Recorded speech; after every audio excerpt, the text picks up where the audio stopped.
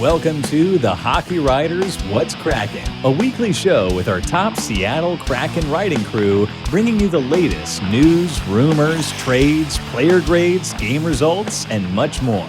From training camp to the playoffs, from the first ever puck drop to their future rivalries, our team covers everything that happens with the Kraken. So sit back, relax, and get ready to find out what's Kraken. All right, welcome to the THW What's Kraken show, hosted by me, Tom Pepper, Sean Raggio, and Adam Kierszenblat. Presented by the Hockey Writers, we talk Seattle Kraken hockey every week on iHeartRadio, YouTube, and wherever you get your podcasts. Make sure to check out our written work at thehockeywriters.com and follow us on Twitter at Tom Pepper, at Raggio9124, and at Adam Kierszenblat.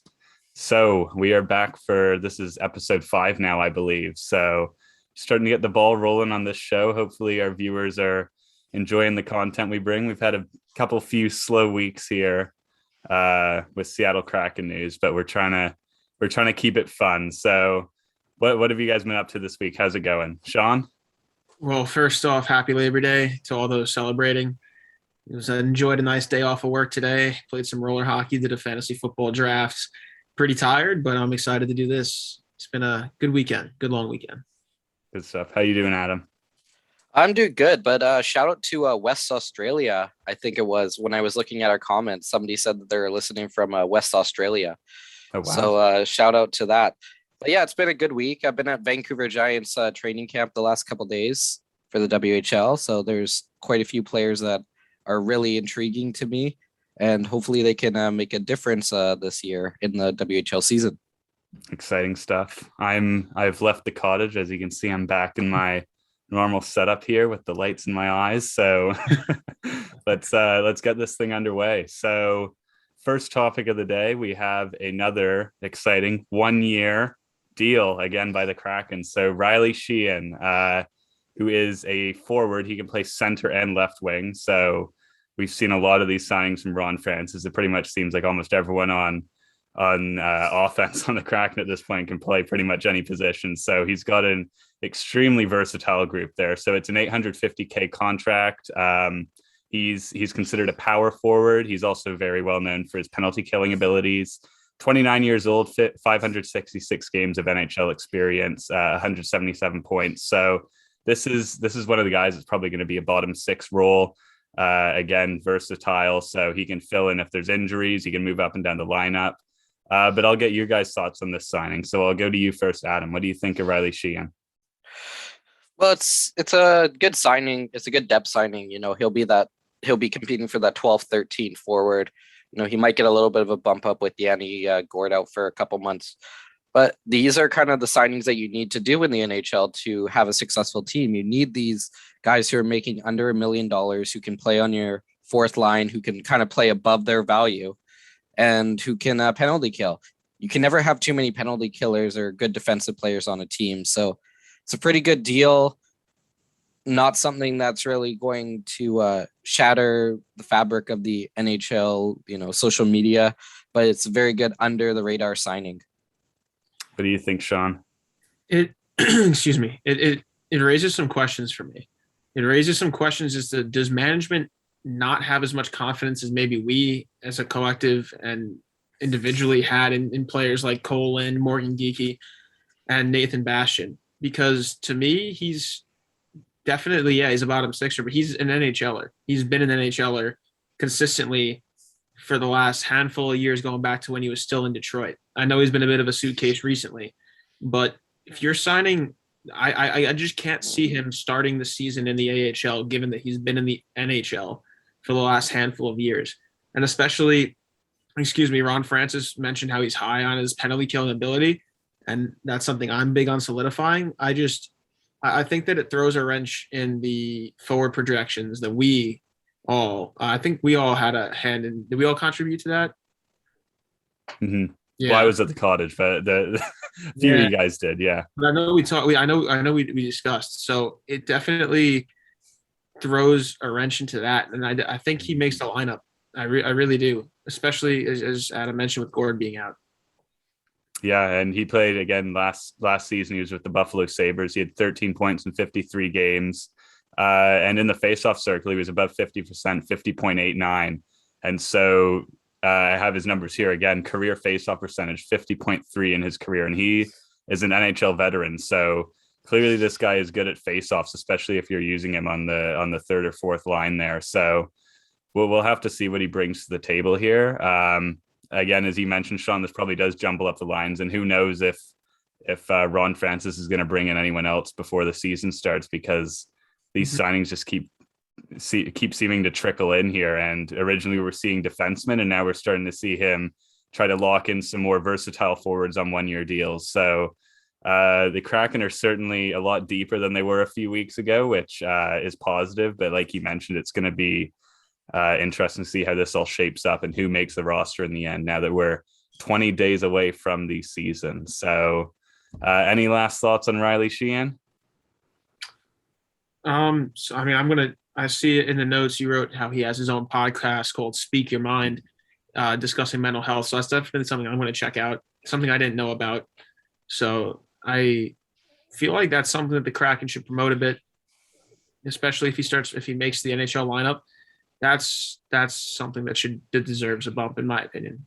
I saw the Kraken posted it to their social media channels the other day. So that's how I discovered it. I haven't listened yet, but it is definitely something I want to listen to, and obviously a very important topic. And I think the Seattle Kraken should really capitalize on bringing guys like that into the locker room who are open to discussing things like mental health and issues that many people face. So it seems like a great guy, both locker room and on the ice. So we'll see what he can bring. So on to our second topic now, another interesting one here. So on Tuesday, the Kraken revealed their inaugural season jersey patch. So they're going to wear it upper right corner on both the home and away jerseys. So it's got the Puget Sound at the bottom, Mount Rainier in the background. You got the Kraken logo on there. It says inaugural 2021-22 season.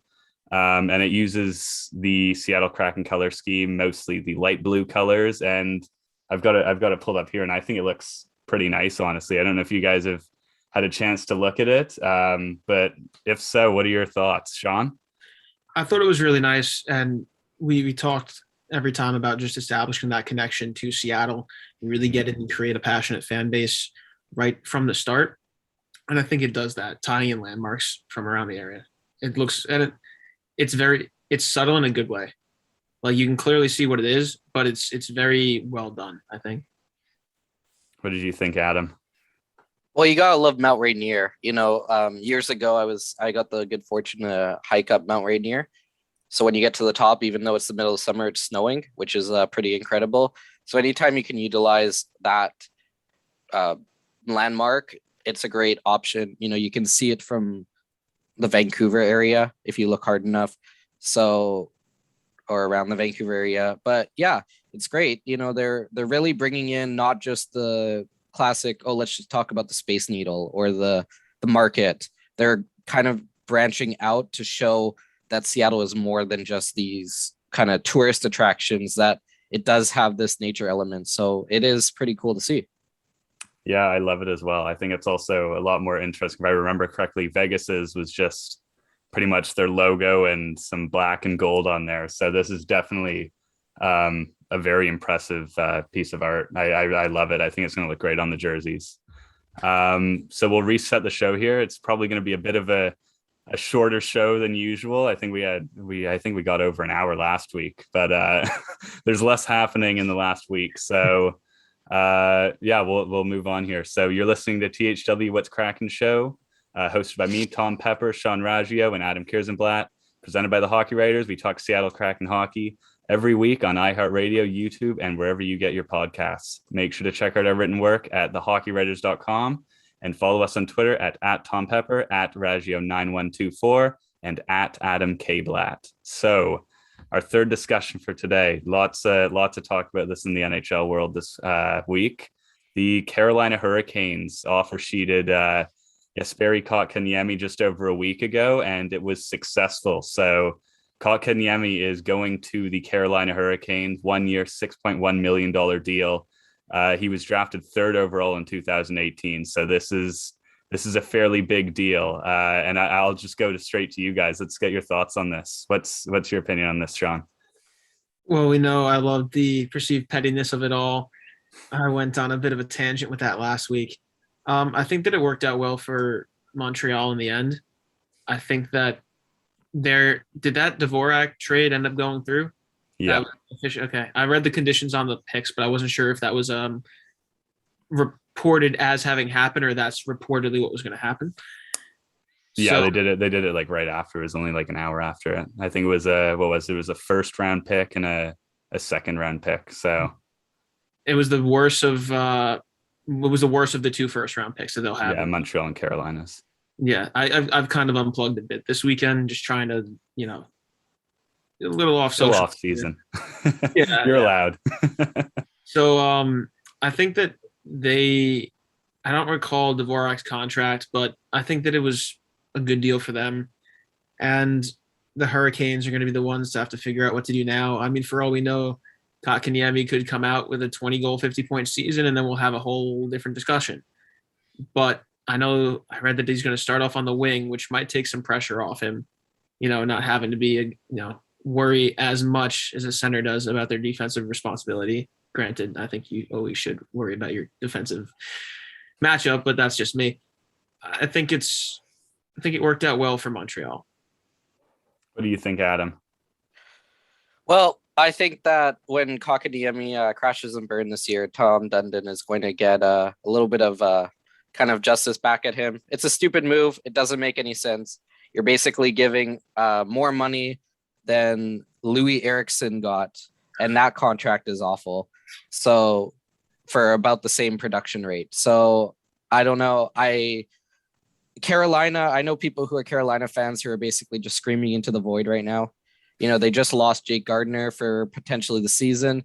You lose Dougie Hamilton for nothing. You lose Alex Nedeljkovic for basically nothing. Like, what is Carolina doing? Are they going to try to win their games 9-8 like the Oilers? I don't know. But you know what? When it blows up in their face, good for you. This is not how smart GMs work. So I have nothing against Kotkaniemi. I have something against him making $6.1 million because it just makes absolutely zero sense. And his qualifying offer next year is just going to blow the Carolina's cap right off the rails. So you know what? If they come to an agreement next year, good on them. But otherwise, this is a really dumb move that doesn't make any sense when they have much bigger problems to deal with other than their forward group. Yeah. And this is coming from two of the teams that have made the most questionable moves this season, Montreal and Carolina. So that drama just keeps continuing. But let's get back to some Kraken talk here. So with this, it kind of makes you think. I believe I saw this was the first successful offer sheet since I want to say 2007, but I could be off on that. But hey, it worked out, and it makes you wonder, could the Kraken maybe try something similar to this with the amount of cap space that they have compared to some other franchises in the league? And would this be a smart thing to do? Do they want to give up draft picks and try to go for someone like Elias Pettersson, Rasmus Dahlin, Brady Tkachuk is another name there? Would this be a smart move for them? What do you think? I'll go to you first, Sean. I don't think so with the current makeup of the team. Now, if they drafted a bit more, I don't want to say star heavy, but more offensive, and they looked like they had more of a run they could go on, could they push for a playoff spot in that division? Yes. But do we see them going on a run, like a Vegas type run? That's where my question marks arise. If that was the case, then maybe shoot for a Brady Tkachuk. I love the way he plays. Or, Rasmus Dahlin on the back end, Pettersson, as you said. But right now, with how Ron Francis has built the team, I really don't think you want to be giving up draft picks right now, especially, with this upcoming next couple of drafts. If they do not do very well off the start, they could be a lottery team. You really don't want to be giving that up right now. Going to your first year, let alone thinking towards your second and third year. Yeah. What do you think, Adam? Well, I don't think that they're going to necessarily go after one of the big players like Pettersson, Dahlin, or Tkachuk, but I could look at that secondary market and make a case like a guy like Kyler Yamamoto playing for the Oilers. The Oilers are they don't have the best cap situation because they brought in guys like Duncan Keith and signed Darnell Nurse to long-term contracts. But Kyler Yamamoto would be a great addition if they can get in that like second and third round pick zone. So if they're not necessarily giving up that first round pick, and even if you do, he's young enough that it makes sense. He's from Spokane, Washington. He played for the Spokane Chiefs. Great young player. So I think that the offer sheet is still an option, but not necessarily at this higher tier player level that we see in a guy like Pettersson, Dahlin, or Kachuk. Mm-hmm. And you were going to say something, Sean? Yeah, it's what's different with an expansion team is that you will get more off the bat. I mean, depending on how you do it, and it was a less extent with the Kraken, I think, more NHL players that you're going to have to find spots for. You know, not a lot of these guys I could see necessarily maybe healthy scratch, but not being full season AHLers. So if you're going to bring in a player like Yamamoto, who's getting bumped from the lineup? Mm-hmm. Now we just brought in Riley Sheahan, and I said that I think he's going to crack the lineup. So that tosses out that 12 forward spot, right? So that, at least to me, I can't think of someone really who you'd be bumping from that lineup. And then you got Gord coming back. So it's another thing to consider too, especially this early. Maybe a couple of years down the line when they have, you know, guys have moved on, they have more of an established AHL system, and they have a bit of a sense as to who's going to be making the crack in the lineup coming into it. Had to do that. I had to do it too. Sorry. I just couldn't pass it up. But in terms of now, I think because you don't want guys who want to play, guys who have been playing like a Riley Sheahan. I don't think, you know, he's going to be very happy or content being signed and being sent to the minors, having played in the AHL for the last however many years. So I think that's another thing to consider, because you don't want, you know, rifts this early between players and management. Yeah, but in the end, you know, if you can get a guy like Kyler Yamamoto, it doesn't matter how you get him on the lineup, you get him on the lineup. If you have to trade away some of these guys that you picked in the expansion draft to find a spot for Kyler Yamamoto, you do that. And I don't think that the Kraken are too worried about, you know, a fourth line player getting sent to the minors if it allows them to get, you know, a top six winger out of it. Now, if we're talking about making moves to make that spot, I'm all for it. Like, I think that would be a good acquisition. It's just a matter of adding NHL players on top of on top of NHL players. I think you're going to have some discontent in that locker room, and you want them gelling right off the bat. Now, I know that as the management, it's your job to put together a winning team and let, you know, coaches figure the rest of that stuff out. But I agree with you. If they're going to start trading some guys away, make those holes, I'm for it. I think I wanted him to get drafted, but I think the Rangers, I wanted to take him back when he was up, and they passed on him. But I just think that they got to be careful with it. They just got to be a little careful with it.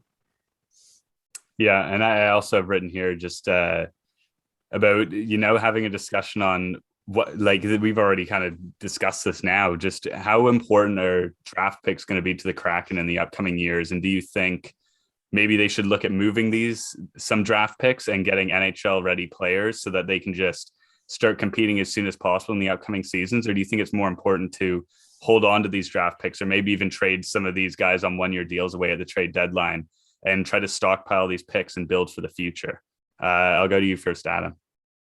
Well, I can tell you just from a prospect point of view, the next two drafts are not the strongest. You got, like, next draft, you got Shane Wright, I believe it is, coming up. So but outside of that, you know, you got like 5 or 6 players, and then it's kind of a toss up because we don't know. But if you're trading, you don't want to trade anybody away from that who will get drafted in that 05 draft.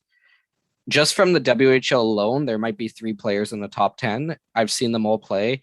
That 05 draft is going to be incredible. So 2005 born. So I believe that's the Connor Bedard year and the Mitchkov year. You know, that draft is you don't touch that draft if you want to, but the next 2 years, I think you have a little bit of wiggle room with your draft picks, because it's very uncertain on, you know, if these draft classes are going to have high quality and depth quality in them. So you think hold on to the picks then, or do you think it would be smart to kind of move players and try to get some NHL ready guys? I think if you're trading in the next 2-year picks, so this coming season and the next season, it would be a smart move. If you're trading into the third season, that draft, as far as I can tell, don't touch that draft. But if you're trading in this season or next season, then yeah, totally, you can dump some picks for players just based off of the prospect pool as we understand it right now. What do you think, Sean? I'm with that, and I think that we will have a better sense of that by one of two, let's say, calendar markers. We'll either have a good sense of that by Christmas or we'll have it by the trade deadline. And how they are at the trade deadline, I think will show what their intentions are for that upcoming offseason. They look to start loading guys, then I think they're going to try and just ramp up with picks. I know you said that this upcoming draft wasn't as strong, but I think that's when we're really going to have an answer to that question. I would, considering they don't have much of a prospect pool, having only had one draft, it wouldn't hurt to stock up a little bit. And if they're not looking to really make a strong, contentious push towards the playoffs or the cup, then what's the use of bringing in NHL caliber guys who aren't going to help you right now? Well, when you bring in that, now that sorry, continue. One good thing about signing these players to 1-year deals is that they're easy to dump at the trade deadline if you need to. Yeah, like rentals and stuff like that. Exactly. Yeah. And another thing that I think a lot of this is going to depend on, and we've talked about this in previous episodes, is the next season's free agency period, where there's going to be a ton of high quality NHL players who are around, and you might be able to do both. You might get the best of both worlds, be able to stockpile some draft picks and pick up some great NHL ready players. So I think a lot of it's going to come down to that, and it does look like Francis, with all these 1-year deals, he's really not committing to anybody at this point. So it looks like that could be a major part of his plan here, is next off season's free agency period. So we will see what happens with that. And yeah, bring in Genny Malkin. Yeah, wouldn't that be great? Get the fans into it. And speaking of getting the fans into it, our final topic here for this episode, we're going to talk a bit on how you guys think. We're 20 days away from the beginning of preseason here, where the Canucks and Seattle Kraken will face off on September 26th. So in general, what do you guys think? How well do you guys think the Kraken have done in promoting this to the city of Seattle, which is obviously a crazy big sports town, a huge sports city? And this is a brand new team that they're getting here, and there should be tons of excitement going on around this. Do you think the organization has done a good job at bringing people into this new sport, which not a ton of people have the opportunity to play? Yeah, how have they done? You go first, Sean. Well, I'll say off the bat that it's a bit tough not being there to see it, and my Twitter feed isn't, I don't know necessarily how the algorithms work, but I feel like if I was living out there, I'd be getting more Seattle-esque things. Obviously, it depends on who you follow, but in terms of promoted, etc., and knowing people out there, how it is, the networking and stuff. But I think that so far it's been good. I've seen a couple collaborations. I think they just had one with Black Girl Hockey Club, as well, which was good. And I think that you can only do so much off the ice. You need the on ice product. So they've done decently, I think, so far. The patch is case in point. Working in, as Adam said, non-touristy attractions. But I think that they can only do so much. They've been decent so far, but it's really going to depend on the on ice product. Yeah. What do you think, Adam? You're a lot closer to Seattle, so you probably have a better take on this than both of us.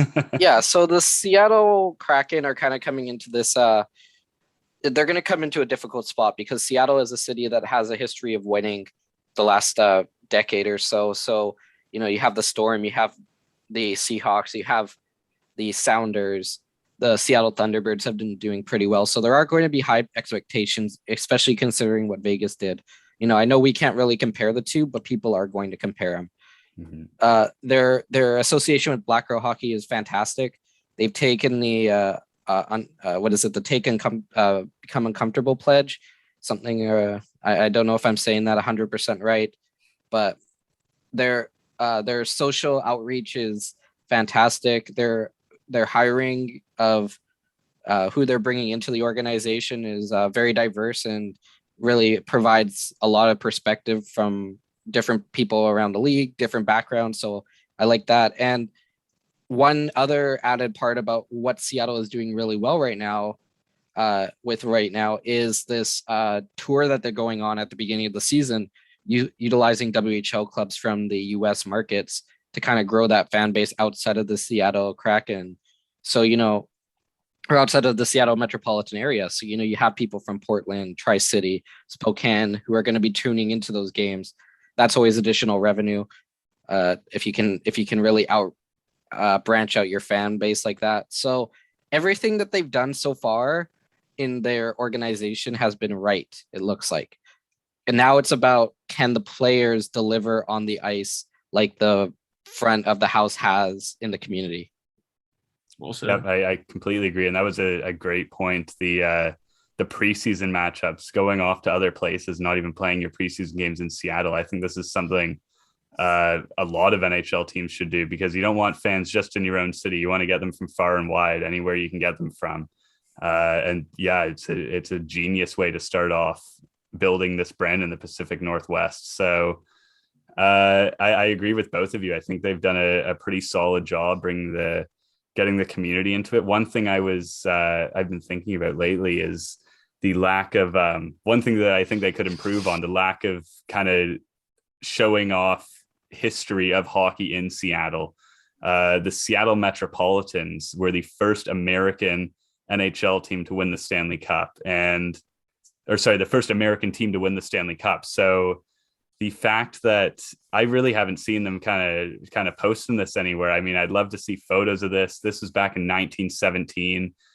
They were a very successful hockey franchise. They made the finals again in 1919, which was eventually called off due to the Spanish flu, in the finals against the Montreal Canadiens. Both times they played the Montreal Canadiens in the finals. But I feel like they haven't really been showing enough of this. But what I do think is very cool, and I wish they kind of would talk about more, is the logo. The S logo is actually, I believe they've made it an S to kind of show that history of the Seattle Metropolitans, who logo was an S. So that's something that I wish they would be promoting more, because I feel like I've heard a few of the players now in interviews saying that they'd love to bring the Stanley Cup to Seattle for the first time. But the Stanley Cup has been to Seattle. So I wish that was talked about more, and it could help build some more hockey culture in Seattle. Got any thoughts on that, Sean? I think there was a podcast, if I remember correctly, the series was called Sport Wars, and it actually was a kind of like a narrative, nonfiction, well-researched podcast. I don't really know how to describe what it was, but it basically was, I think, 3 or 4 parts long, and it went through the ending of the Stanley Cup due to the Spanish flu through the eyes of a couple of the players, because one of their players got sick, and I think pretty sure he passed away on the Canadiens. I'm sorry, I forget who. I listened to this over a year ago, but it was very good. And so that's kind of where I heard about that from. And I love, as you said, the S to kind of tip their cap to the Seattle Metropolitans.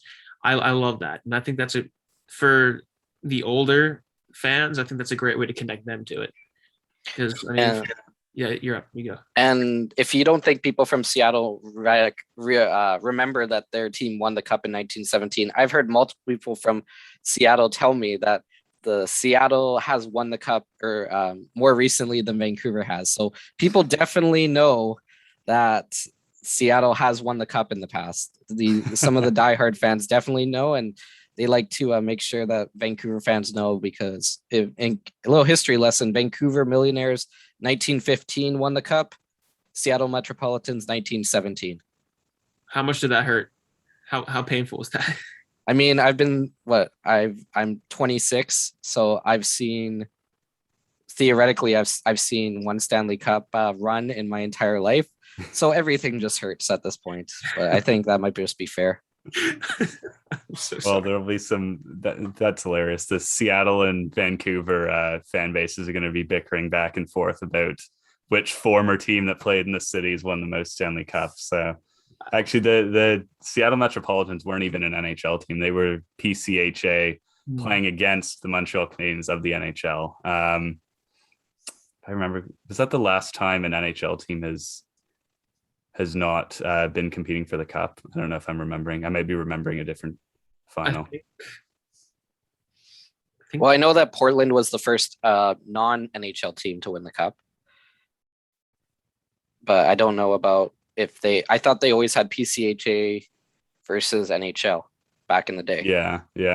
Good day. I don't know when that changed. I need to freshen up my hockey history here. But I really hope the Seattle Kraken kind of own that. I mean, they're probably going to have more opportunity. Maybe you do it on opening night. You play on the video board some old photos and history from the Seattle Metropolitans and kind of show it through and how it's become the Seattle Kraken now. And here's the brand new team. Let's get another Stanley Cup in this city. So That'd be super. I hope that's the route they go down, and I think it would be very great if they did that. And they kind of, especially how historic of a sports city Seattle is, you kind of want to blend in. You don't necessarily want to be this brand new, fresh sport that's come in a very established sports city. You can actually just be like, hey, we've actually won this cup before, way back in 1917. So the city does have deep-rooted hockey history, and I really hope they own that.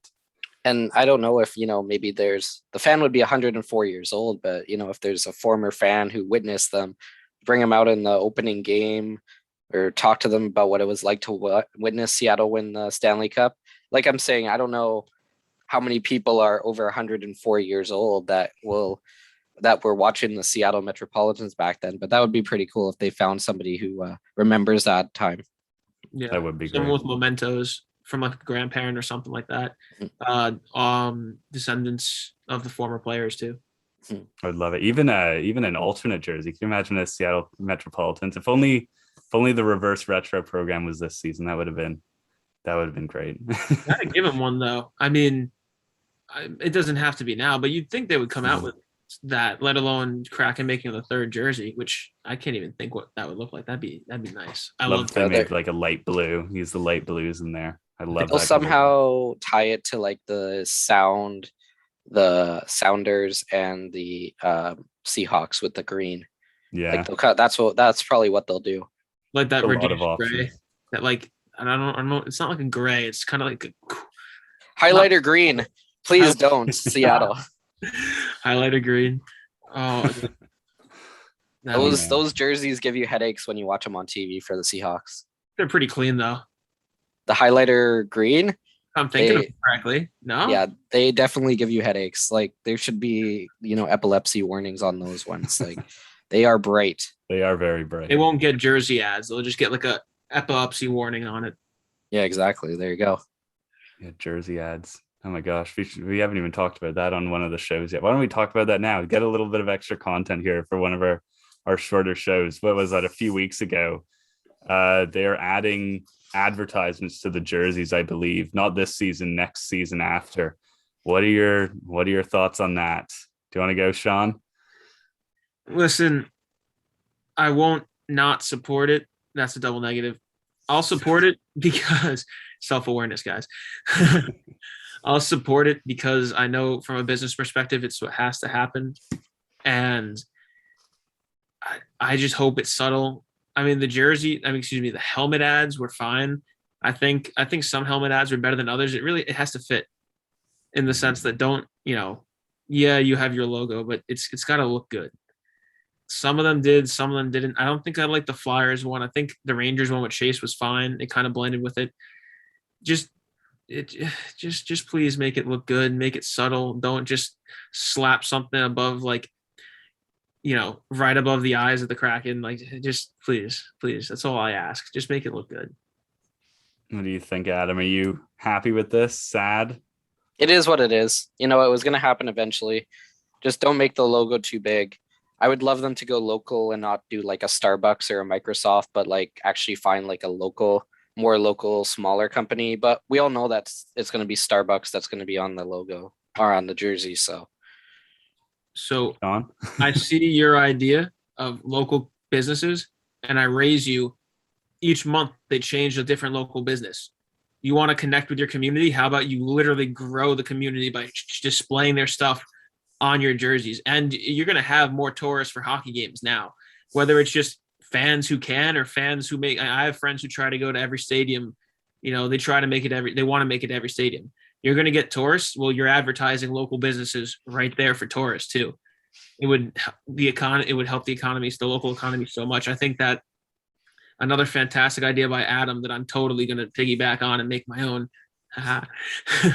And I think that would be a great way to promote, just keep growing everything. I totally butchered the end of that last sentence, but you got the vibe. I think that would be an interesting. I wonder how I wonder if they'd allow that to work, or if they would have to be required to be full season deals, or if they could kind of switch it up every month or so. Mm-hmm. But that would be amazing if that was possible. I'd love that idea. It's an ability to spend or sell more jerseys for the team.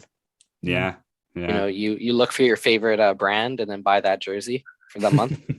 Do you want a Gore jersey or a jersey with this pizza place on? I'll go with the pizza place. Yeah. I like their garlic knots. Yeah, I'm personally.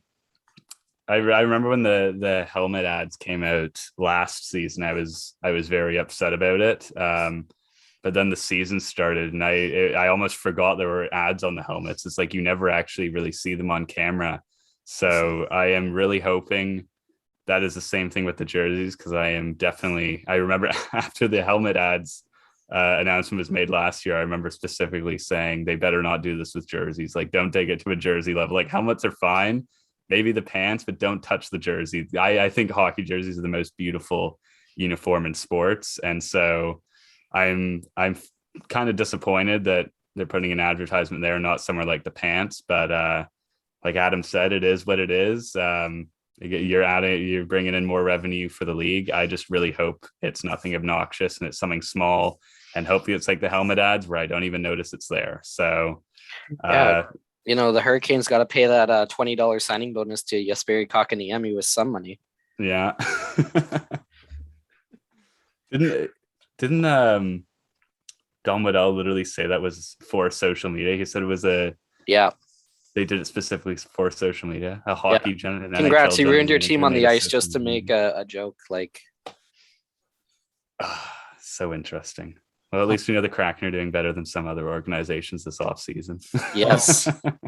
Do we even? Yeah.